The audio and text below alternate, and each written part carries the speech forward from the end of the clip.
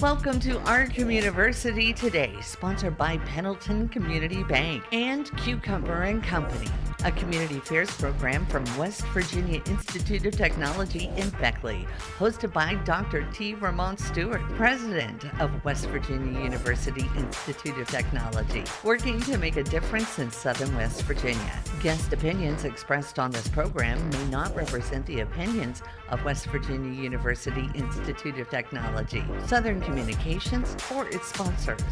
And now, with today's program, here's Dr. Stuart. Welcome to this edition of our Communiversity today.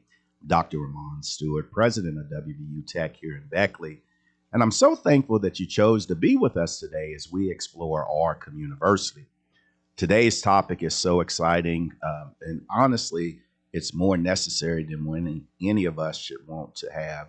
You know, when you think about the drug and opioid epidemic in West Virginia, you think about Southern West Virginia and the fact that Southern West Virginia, especially places like my beloved free state of McDowell County, were ground zero for the drug and opioid epidemic. And through the work of then Attorney General Patrick Morrisey and now Governor, different people have been sued and monies have come in to be able to support not only helping people that already suffer from substance abuse disorder, but more importantly, to help prevent people from becoming addicted. And so today we have in studio with us the interim chair of the West Virginia First Foundation, none other than Greg Duckworth. And we're going to explore the topic of what the West Virginia First Foundation does and how it can and will help Southern West Virginia recover from this dramatic situation. And as always, our goal on our Communiversity today is to answer two questions.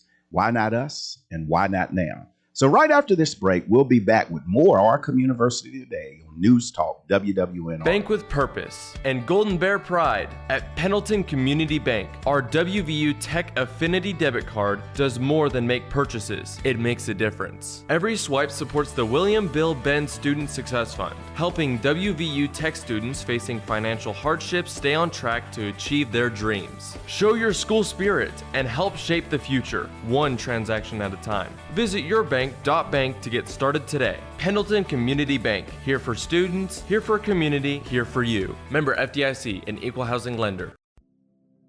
There are so many ways to explore WVU Tech. Come tour our state-of-the-art facilities, meet our Dean of Students, and learn about student life, from clubs to mental health resources and student support services. See what living on campus is like and get financial aid advice. You'll see why being a Golden Bear is right for you. Visit wvutech.edu/admissions for all the ways to visit our campus. I'm feeling so very cheated. My website don't work for me. I'm feeling so truly cheated. It's wrecked my economy.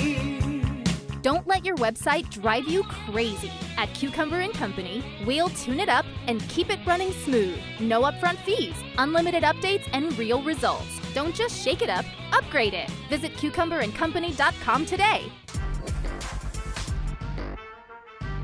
Welcome back to our Communiversity today. Again, we have visiting with us Greg Duckworth, who serves as the interim chair of the West Virginia First Foundation. And he's going to talk about how the West Virginia First Foundation actually is leading the charge to help fight drug and opioid abuse here in West Virginia, specifically Southern West Virginia for us today. How are you today, Greg? I'm great. Thank you so much for having me. Yeah, man, it's so exciting to have you here. And I must say to our listeners, I think we are special because our Communiversity today is the first public radio show that you've been on since becoming the interim chair of the West Virginia First Foundation. So thank you for blessing us with your presence. Oh, thank you. I'm very humbled to be here. Yeah, well, you know, you talk about humility, and I always talk about the necessity for us to be humble but hungry.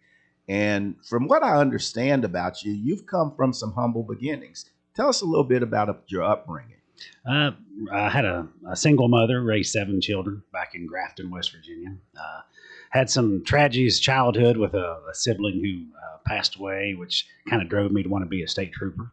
So the academy was 1990, and I come out of the State Police Academy, and my first duty station was your alma mater in McDowell County. So I served about 6 years at Welch, and then came up towards Beckley and been up here since the mid-90s in Raleigh County. Yeah, so it's neat when I think about you being in Welch, West Virginia, in the 90s or so. I'm glad I was staying out of trouble at that time because you were a trooper when I was a little boy growing up.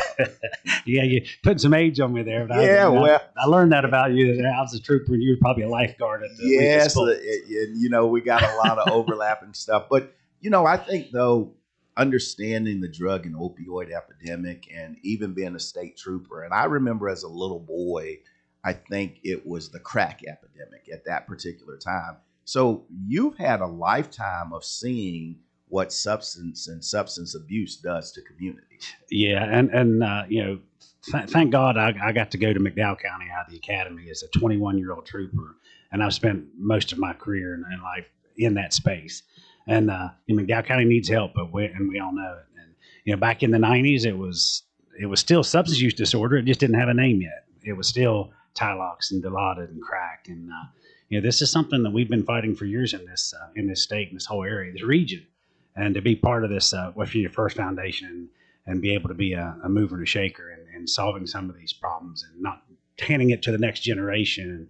And the prevention piece is probably the biggest piece to me, and getting it stopped before it gets to the next generation. Yeah, and I love that you've had that experience where you've been on the law side of it, where you're enforcing the laws and everything like that.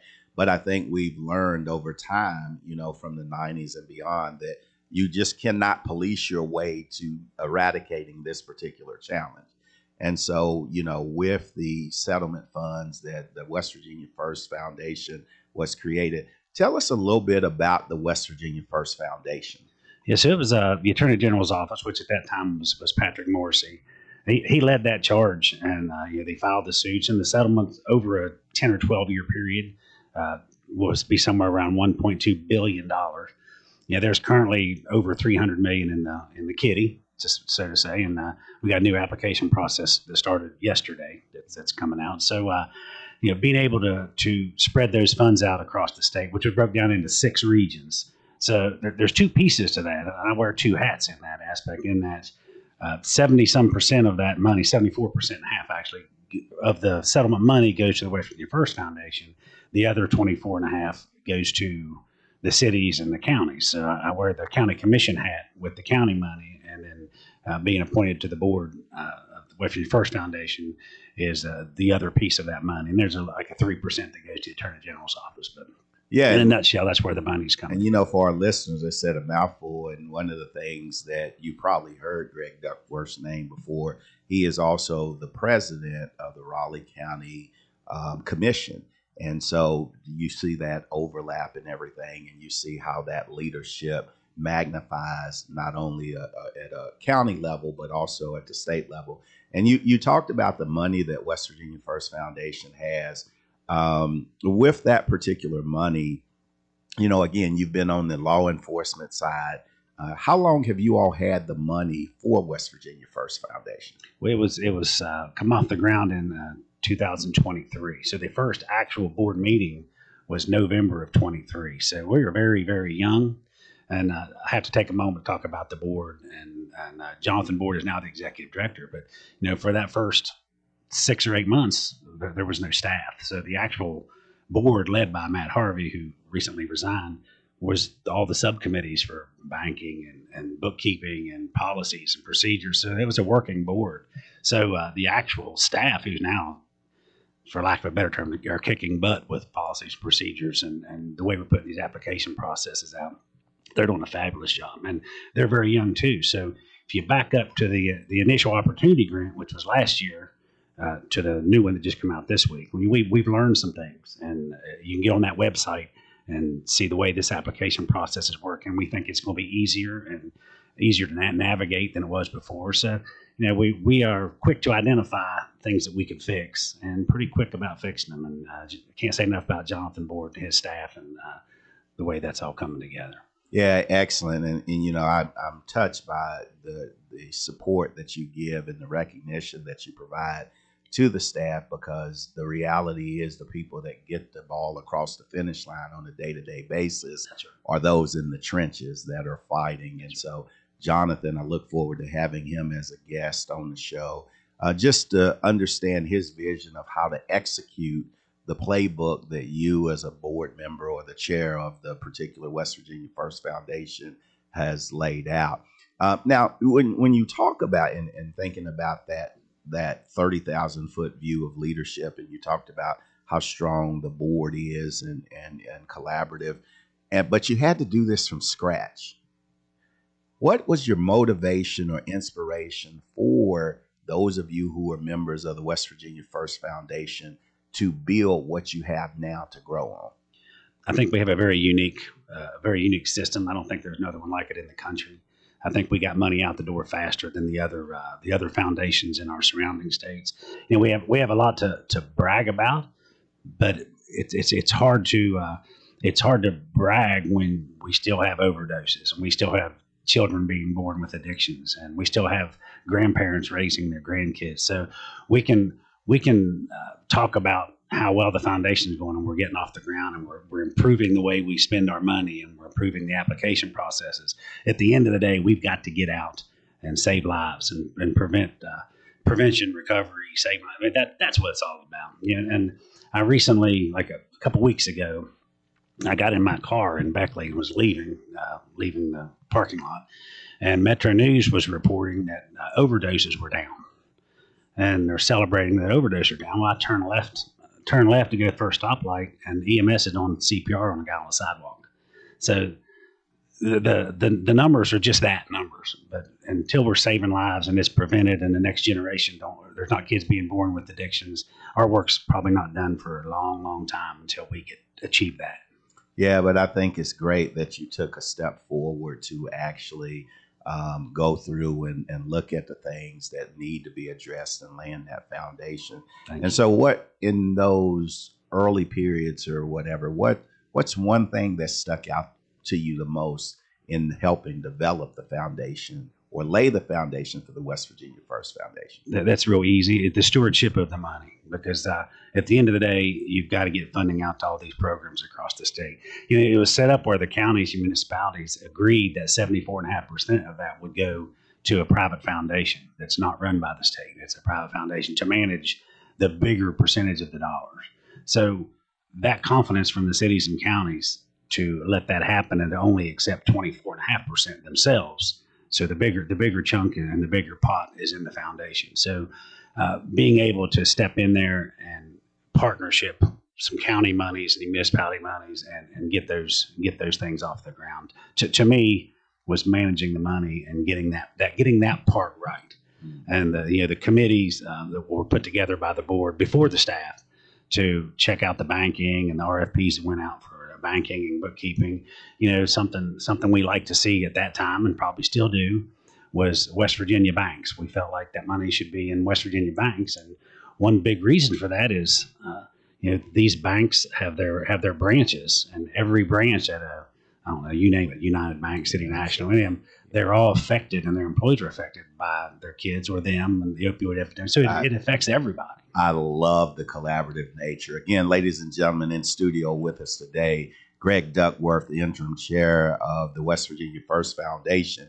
We're going to take a quick break. Stay tuned to News Talk WWNR for more of our Communiversity today. Bank with purpose and Golden Bear pride. At Pendleton Community Bank, our WVU Tech Affinity debit card does more than make purchases. It makes a difference. Every swipe supports the William Bill Benn Student Success Fund, helping WVU Tech students facing financial hardships stay on track to achieve their dreams. Show your school spirit and help shape the future, one transaction at a time. Visit yourbank.bank to get started today. Pendleton Community Bank, here for students, here for community, here for you. Member FDIC, an equal housing lender. I'm feeling so very cheated.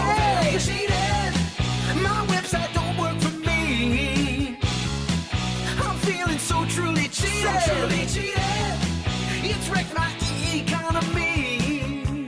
Don't let your website drive you crazy. At Cucumber & Company, we'll tune it up and keep it running smooth. No upfront fees, unlimited updates, and real results. Don't just shake it up, upgrade it. Visit cucumberandcompany.com today.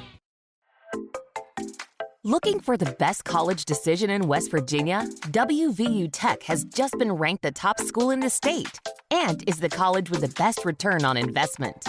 Our 6 ABET accredited engineering programs and nursing program are ranked in the top 100 in the nation. When you become a Golden Bear, you're choosing a top quality education that will pay off. Discover more at wvutech.edu today. Welcome back to our Communiversity today. Again, in studio is Greg Duckworth, the interim chair, newly appointed interim chair of the West Virginia First Foundation.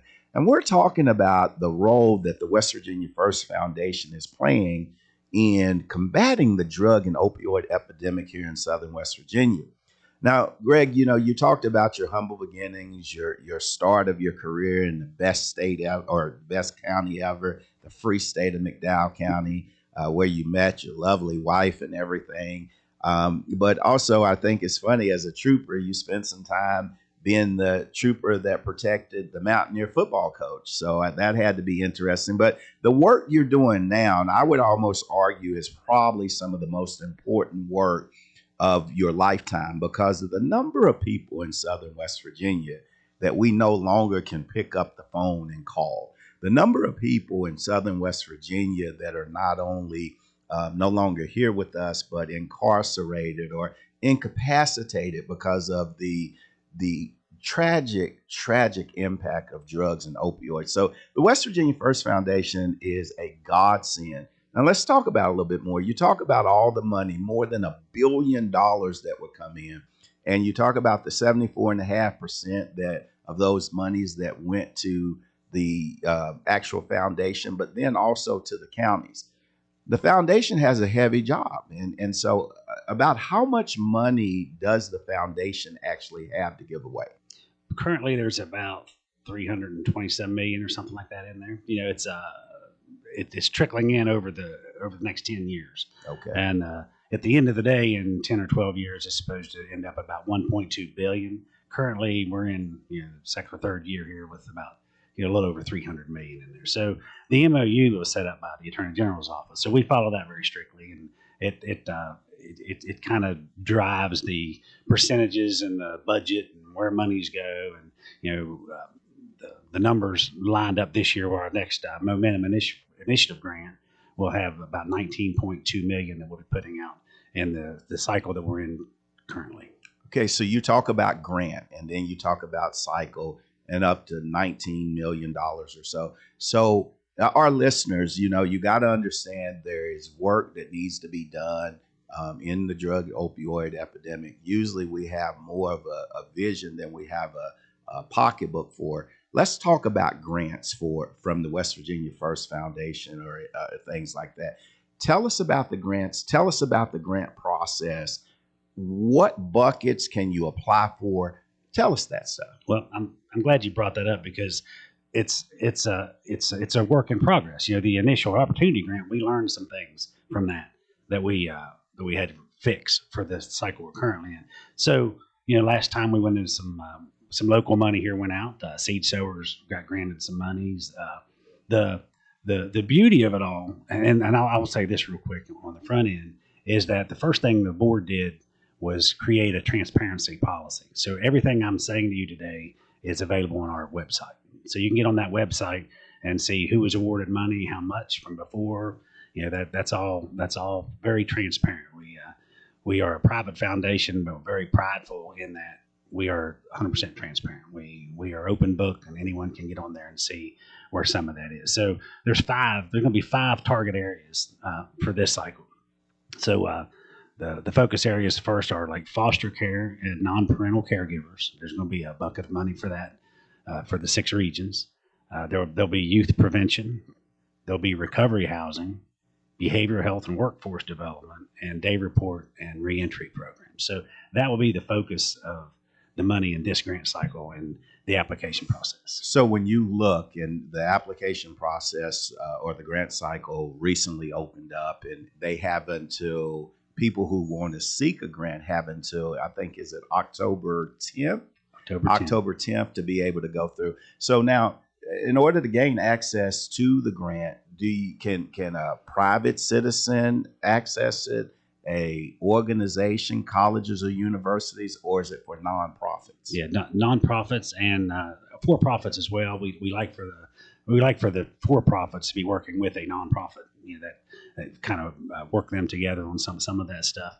So getting the money out the door was a big deal. So during the initial opportunity grant, that process, some complained was very complicated in that they was missing and lacking forms and paperwork. So after we discovered that, we ended up having a supplemental round where the folks who almost qualified but was missing a document, we give them a supplemental round so that they could come back in between like January and March, and we let a supplemental round, which put out another $7 million or something like that. So what this cycle with the Momentum Initiative Grant fixed those problems. So this online way of applying for the money now, we're hoping everyone will find that friendlier and easier, because we want to work with everyone who applies and try to help them get their documents straight and hopefully get the funding that they're requesting. Yeah, and I asked our listeners to visit our website where we have more information about the West Virginia First Foundation. You also can provide and see links to the actual grant application process. Now, with that, the grants, is there a limit on the amount of money that you can actually bring in or ask for? Yeah, so the way it's set up, and I'm not in the weeds on the numbers so much as the way the MOU is written, is that we're required to put out a certain percentage of the money per our budget for that year. So the way that worked out on this one is $19.2 million is what will go out if everyone qualifies and gets the money. So there is a limit, and on the website, under each of those categories that I just mentioned, there's a number under there of how much money will be going out under that particular line item. Excellent. So people can kind of gauge. There's not necessarily a real cap, but at the same rate, if of the $19 million in your fourth bucket, if $4 million is dedicated to it, you asking for $5 million would be futile. Yeah, exactly. And I actually had a phone call this morning and a question to that effect, where I think the bucket was $3.8 million, and they said, would I be crazy to ask for 1.7?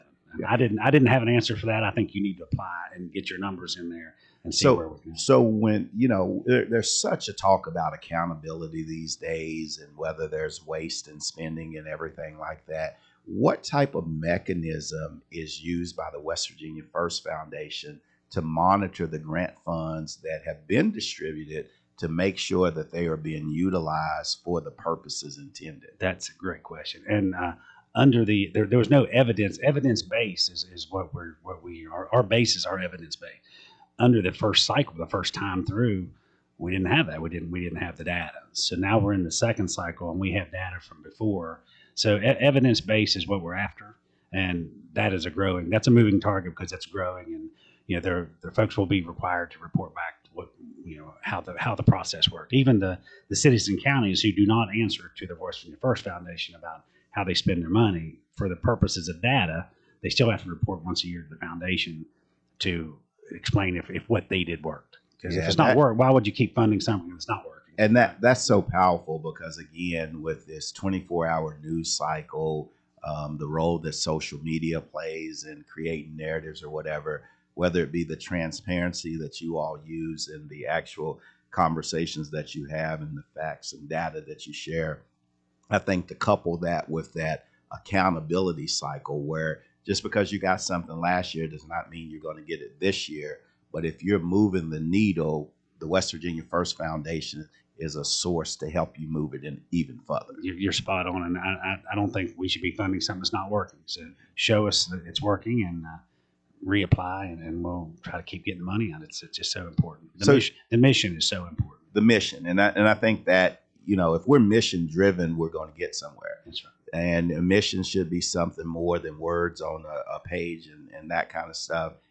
But when you think about the mission of West Virginia First Foundation, you think about from your birth to your upbringing to your career to being a county commissioner, now being the interim chair of the West Virginia First Foundation, probably one of the most meaningful foundations in the state of West Virginia to be designed to go through and tackle the drug and opioid epidemic.